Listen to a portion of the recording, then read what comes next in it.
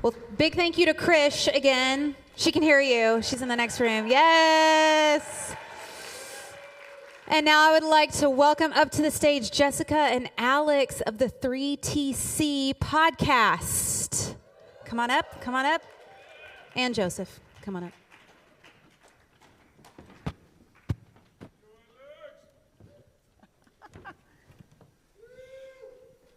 Welcome to the 3rd Tuesday conversation, the ELCA Youth Ministry Network's monthly podcast. Our goal is to engage in conversations affirming that youth ministry looks a million different ways in a million different places with a million different experiences. My name is Alex LaChapelle. I'm a pastor in Marquette, Michigan in the Upper Peninsula. I work at Prince of Peace. I also do quarter-time campus ministry at Northern Michigan University.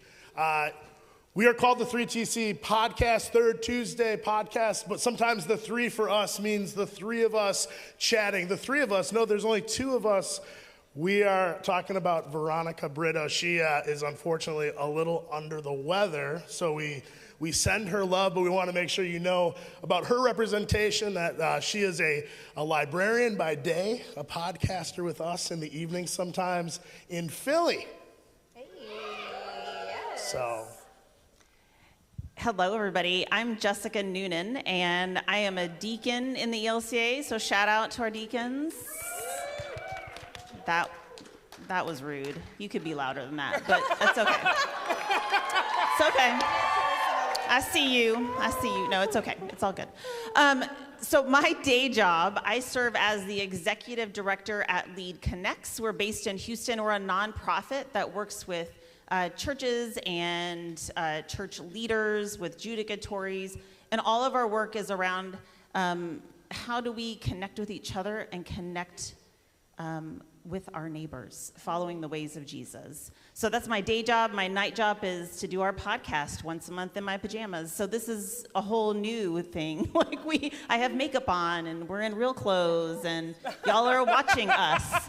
So, and we can't forget the fourth person who's part of the 3TC podcast is Pastor Paul Amlin, who's in Florida, and he's our producer, and he makes all of the crazy things that we record make sense. So we want to shout out to him as well. So you are at a podcast, you're in a podcast, you are part of the podcast here and now for the month of February. And for me, the reason that I think this is special, this is awesome, this morning I was sitting in the lobby doing some reading, and I already was giving some hugs goodbye. And I think that is the hardest part of this, is when we gather and we do all these amazing things, we sing all these amazing songs, we hear all these amazing speakers, and then we go home, we go back to our spaces. And like we heard, like some of us are going back to Minnesota, or some of us are going back to Marquette, Michigan. It's very, very cold. Some of us are going back to, I've got tons of people around me to support me, and some of us are going back to, and I'm back at it all by myself. And I think for me, one of the hopes of this podcast is that today we can create something that in a couple weeks when it comes out, it'll remind you of everything that we're a part of. Tim Foreman said something about wanting to find a message in a bottle. And I think that this might be our opportunity to give ourselves a message in the bottle to come back to in a couple weeks and go, oh, that's right, I'm not alone. I'm not by myself. I have a million friends, and we do these things so differently, and yet the connector is that Holy Spirit. The connector is that God says, I'm in this with each and every one of you. So that's why we didn't want to do this just the two of us or three of us, but more than that, we're excited to have Joseph and Anna with us to kind of be the lights that let us know how this experience has been for you. All right. Well, we're going to kick this off, you guys, and I'm excited because I'm always wondering when folks come to things like this, right? And you guys are first-timers at the yes. E. And how many first-timers do we still have here? Yes. So, right, at one point, we were all first-timers. I was just talking with someone the other day that I think I didn't go to the first E, but I went to the second E in Dallas, which was 19-something. And Boo, we won't say when. Huh? Boo, Dallas. Boo, Dallas. Well, yeah, we live in Houston, so it's the coolest place. But I'm wondering for you guys, in the midst of all the things that you got to do and people you got to talk to and the things you heard and saw, where did you see the movement of the Holy Spirit? Me. I'm one of the people that is going to leave here and like, I'm on my own again kind of thing. Because all of my work is it's just me out there in the community. So it's really fun for me to get to be with people. That sounds so pitiful, but it's nice to be with people, and it's nice to be with nice people. And so I was thinking about this question earlier. When I was working in the church, I was writing curriculum for our program, and one of my favorite lessons, a series of lessons that I ever wrote, was God is like. And so it was a 4-week series of all of these different analogies for God. We did God is like a mother, God is like a father. But the one that stuck with the kids the most was God is like a web that connects us all. And the kids understood it because they're so connected to nature and they can see. It's such a great visual. But so anyway, I say all that to say, I think where I saw Spirit, God, the most here was just in this little connection, not just among all of you and even me getting to be part of the web, which was really cool, but there were also some thematic things that became connected together. I knew that I wanted to do my play talk on the idea of play being where we imagine new worlds. Your theme for the Extravaganza next year is imagine more. The guys that were doing the lament talked about imagining a new world. There were all these like really cool, and I didn't know any of that was happening before I showed up here. So even in that little connective web, it was really cool to see all of that come together. And that is one of the most beautiful visuals I can think of God and Spirit. I love it. And that's such a great image for just the network itself. Right. And right? I mean, this is, I don't actively do youth ministry in a congregation. I'm still kind of connected in these kind of little ways. But this is like my favorite weekend of the year, and I almost didn't get to come, which is a whole other story. So like 2 weeks ago, I was like, hey, Todd, I can still come. Will you let me come still? He's like, of course, go and log on to Agencia. So yeah, and because of that, right? I mean, these are my people still, and I work out of my house. So, right, seeing live people other than my children who are like standing behind me while I'm like teaching on Zoom, and I'm like, go away.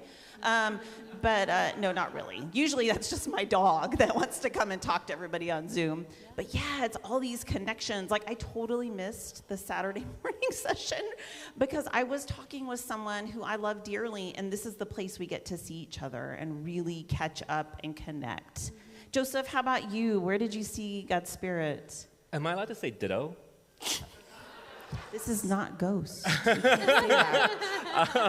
No, it's in the little interactions and knowing that while we may be going to places where we're on our own again, it's always a good reminder to physically see we're not actually alone. And I think one of the, from Houston, I live in a very, very, very red county. So just feeling the likeness, the same spirit, understanding that what ICE is doing is just inhumane, and being able to vocalize that, understand that, and have people say, yeah, you're not. That's been really a good thing. Yeah, and to grieve together. Yeah. Yes. Yeah. Right. Absolutely. Yeah. Alex, would you add anything to? I think the safety for me is a big part of it. When I first heard about the E, long before I ever came, somebody said they were going to this event. And I said, well, what is it? Is it for youth? And they said, no, it's not for youth. It's like a youth gathering for youth directors.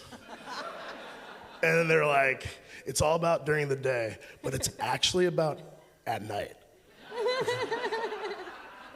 But then you still get up in the morning and you show up to stuff and you participate and you'll be tired at the end, but you'll be energized.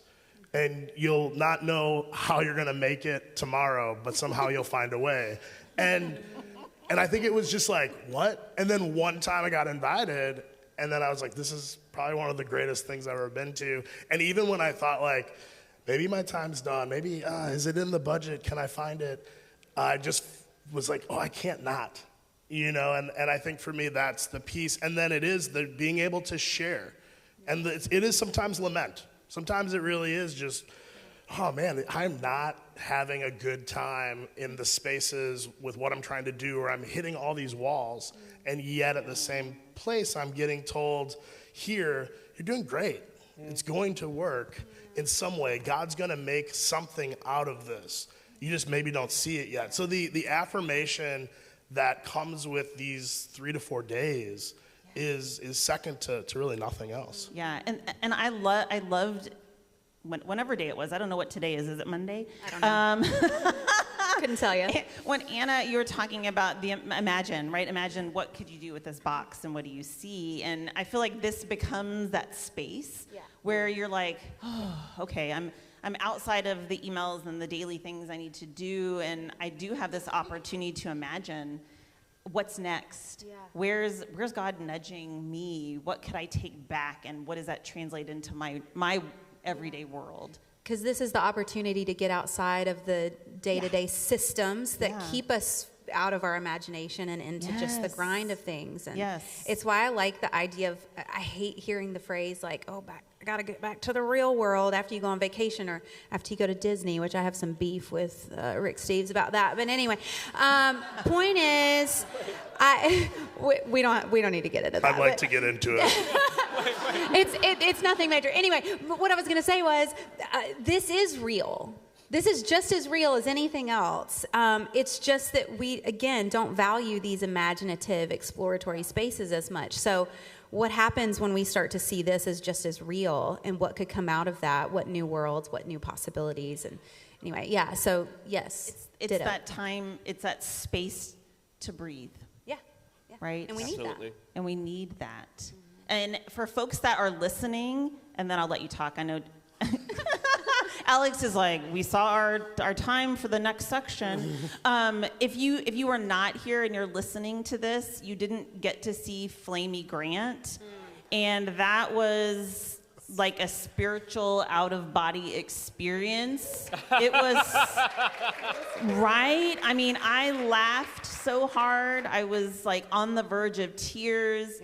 There was joy, but there was amazing guitar playing and lyric writing in her songs, and check her out. It's for me. It's now life is before Flamey Grant and for real. I need after a shirt. Flamey Grant. That says that. I was just kept sending the next song to somebody. I was like, you need to listen to this song. All time now is after Flamey Grant. AFG, right? Yeah.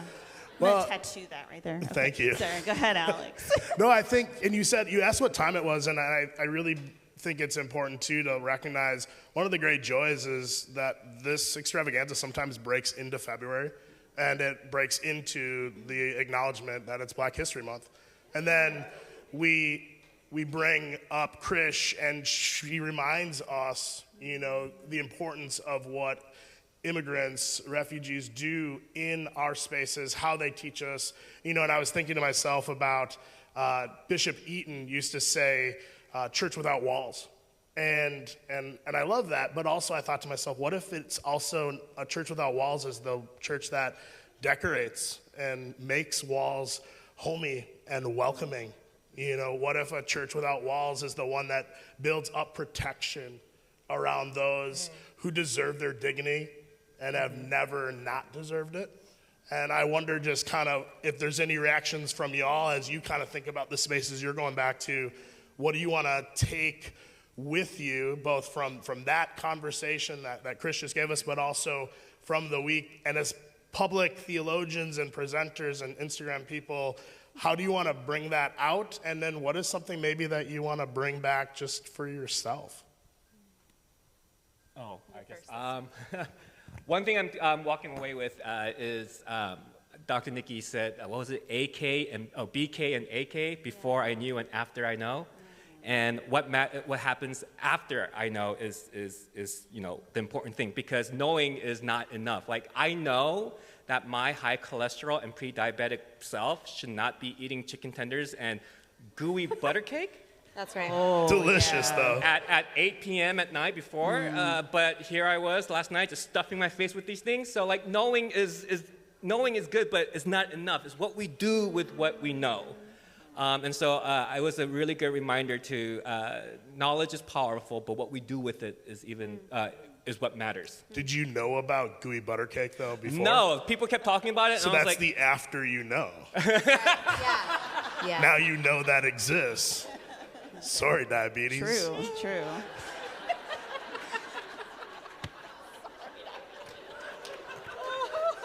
Anyway. Also, Alex, are Michigan's Michiganians? Michiganders. They love to say this, but you're part of this, right? Yeah, that's actually northern Wisconsin. Yeah, that doesn't count. I'm just kidding.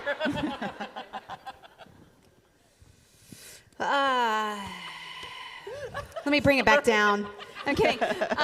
Bring us back. I did know about gooey butter cake, by the way, before. I don't think I've ever had it, maybe. I don't know. I've had similar things. It's gooey and buttery. It's delightful. I think I've had something similar. Anyway, I had the strawberry one or whatever that was out yesterday. Did y'all have that? It was like a fruit. It had like a pink top. It was real cute. It was good.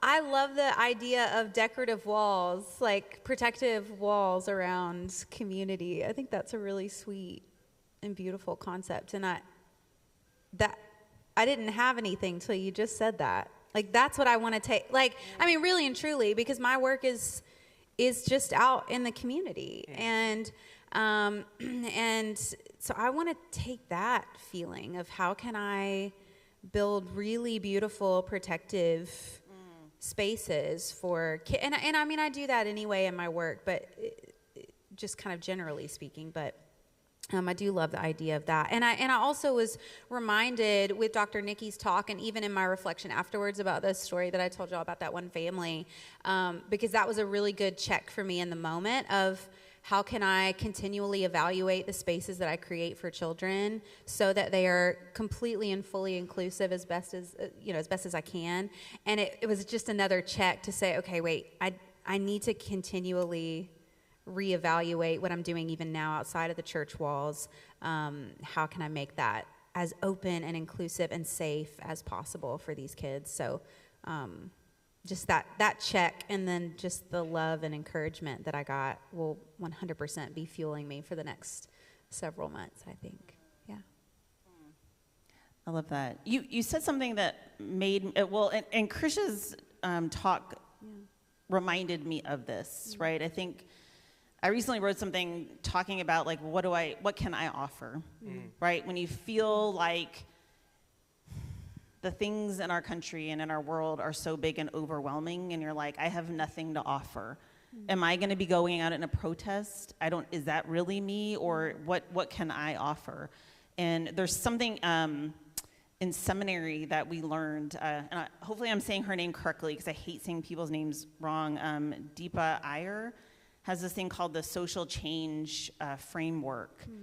And check this out, look her up. It's very cool because it gives you this, this visual of there's lots of ways that we use our gifts, right? Using our church kind of language to engage in social change. And it takes the people who protest, it takes the people who tell the truth, it takes giving money, it takes creating art, right? There's all kinds of ways for us to make a difference. And what does that look like for me? And what does that look like for you? And actually, I wrote that in my notebook. There was somebody said something and it made me write that question of, what is my role in this? Yeah. What can I do from my place of privilege, and whatever that is, you know? I can write articles for our organization because we're alongside churches and not in the church, right? That maybe you couldn't quite say from the pulpit or in youth group. But I can maybe give you a little courage by writing something or pointing to a resource, or right? Like, so I think we all have a way, and right, how do we create those safe spaces? How do we affect the change we want to see in the world? And I just like went off there, but Alex, your thoughts? No, and I think it's the waiting piece. I think Andrew Root talks about this a lot, and I thought when he was speaking, I was listening to this idea of waiting's okay, but also waiting is where we prepare. And so then I started kind of saying, okay, it's okay when I don't know. It's okay when I don't have the answers. The waiting is a space that's like necessary for what I'm about to do. And so then wanting to be able to say that's where you prepare. And not to just sit and say, well, I'm not doing anything. No, you're preparing. Yeah. I mean, you haven't been pregnant before, I'm pretty sure, right, Alex? Okay. And right, I mean that's months of waiting, and sometimes it's years for people. A lot of friends, it took a long time to get pregnant. I did not have that issue, but the months of the baby growing in you, or waiting for the baby, from through your adoption process or whatever it might be, right? There's a lot of waiting in that, and it is a time of preparing, right? Your heart, your mind, your home, the rest of your people for all of that. And that waiting is holy and scriptural, right? Like Andy Root reminded us of that. That waiting is a part of our faith story. It's also where you listen. Like, it is the pause, Yes. that you're hopefully. But it is that forced pause, and that is the time to take in as much as you can as you prepare and listen to the voices around you that are being directly affected by whatever it is. And I used to talk about this all the time with parenting. Like, before you react, like, just take a minute, just pause and pay attention to what's happening, either the circumstances around your child that's causing this behavior, or to what is happening in their little bodies and their little minds. Take a minute. That pause is essential to responding in the most effective way possible. So I think in the same way, to more global concerns and issues, I think this waiting period and this pause is just as essential. Yeah. Right. Well, I choose to be a learner or a judger, right? The judger is our reactive, like you hear screaming in the other room between your children, and you're like, who did it? Who's wrong? Who's in trouble? Right? Or, okay, tell me what's going on. What did you see? Like kind of understanding the situation, and being curious instead of reactive.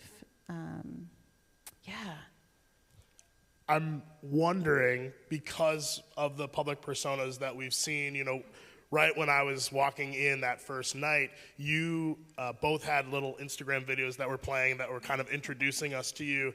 And I believe there are many that are out there that are also probably wondering what to post and what not to. Can you kind of describe, as we all think about taking it home, what do you do to judge what's this is good to give away, but this is good for me, and it's going to strengthen me for the longer journey of like the work that I'm doing?